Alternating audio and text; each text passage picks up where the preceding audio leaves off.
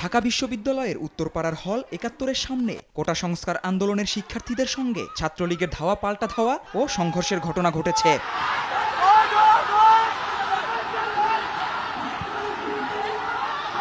এ সময় পুরো এলাকা রণক্ষেত্রে পরিণত হয়। ছাত্রলীগ অবস্থান নেয় হলের ভেতরে। এ সময় দুই দিক থেকেই ইটপাটকেল নিক্ষেপ করা হয়।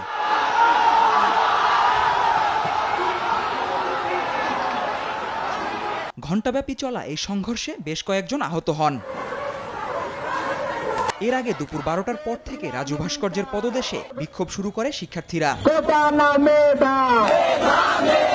বিক্ষোভে ঢাকা বিশ্ববিদ্যালয় ছাড়াও BUET, Dhaka medical college, Eden মহিলা কলেজ, ঢাকা কলেজ, বদরুন্নেসা সরকারি মহিলা কলেজ, ঢাকা নার্সিং কলেজ সহ বিভিন্ন শিক্ষা প্রতিষ্ঠানের বিপুল সংখ্যক শিক্ষার্থী যোগ দেয়।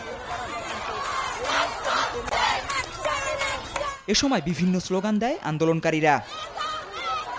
জুবায়ের রাজিন, দেশ টিভি, ঢাকা।